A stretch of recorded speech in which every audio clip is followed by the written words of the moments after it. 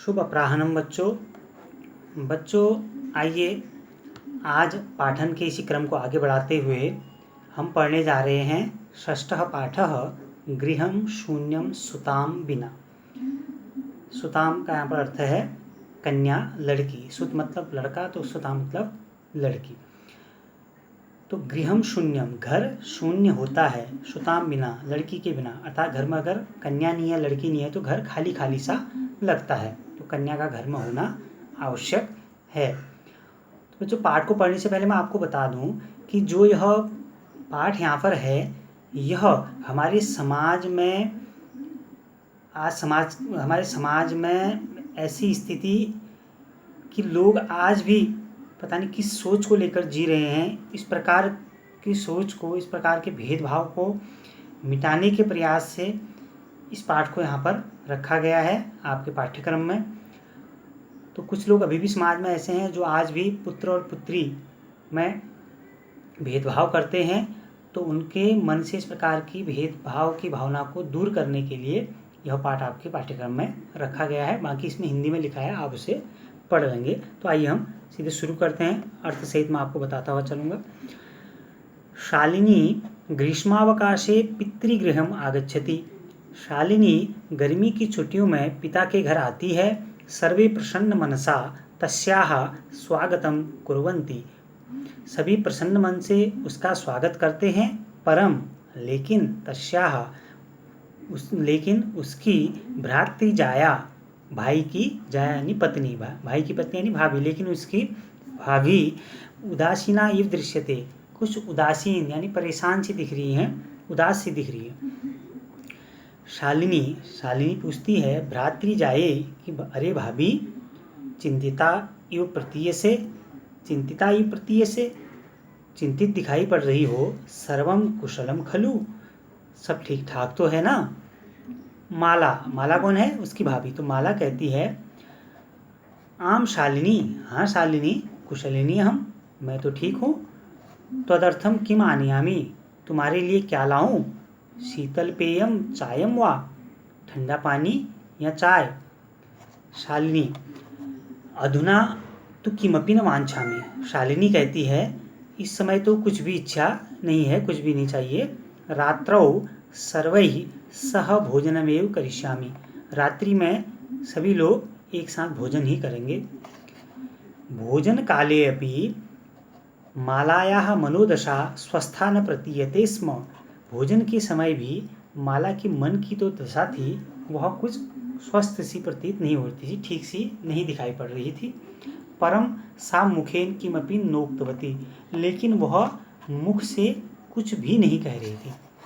राकेश कहता है, राकेश कौन है? शालिनी का भाई। तो राकेश कहता है भगिनी शालिनी कि अरे बहन शालिनी, भगिनी यानी बहन, दिष्टया तुम समागता, तुम दिष्टया यानी ठीक समय पर, तुम ठीक समय पर समागता आई हो। अद्य मम कार्यालये एका महत्वपूर्णा गोष्ठी सह एव निश्चिता। आज मेरे कार्यालय में, मेरे ऑफिस में, मेरे कार्यालय में एक महत्वपूर्ण गोष्ठी यानी मीटिंग, सभा सहैव निश्चिता, अचानक ही निश्चित हो गई। अचानक ही एक मीटिंग होना निश्चित हो गया है, एक सभा होनी निश्चित हो गई है। अद्यैव और आज ही मालायाः चिकित्सकया सह मेलनम समयः निर्धारित, और आज ही माला का चिकित्सक के साथ, महिला चिकित्सक के साथ यानी डॉक्टरनी के साथ मिलना निर्धारित है, यानी समय लिया गया है। किससे? चिकित्सक से, डॉक्टरनी से समय लिया गया है, चिकित्सिका से।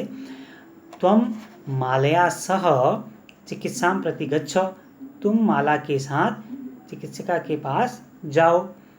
तस्याः परामर्शानुसारम यद विधेयम तत् संपाद्य, और उसके परामर्श के अनुसार जो भी वह बताए, जो तुम्हें ठीक लगे, जो बताए उसके हिसाब से ही करो। शालिनी कहती है किम अभवत्, बड़ी चिंता में थे। किम अभवत्, क्या हुआ? भ्रातृजायायाः स्वास्थ्यम समीचीनम नास्ति, भाभी की तबीयत ठीक नहीं है क्या? अहम तो यह प्रभृति पश्यामि, मैं तो यह यानी कल, बीता हुआ कल, मैं कल से ही देख रही हूँ।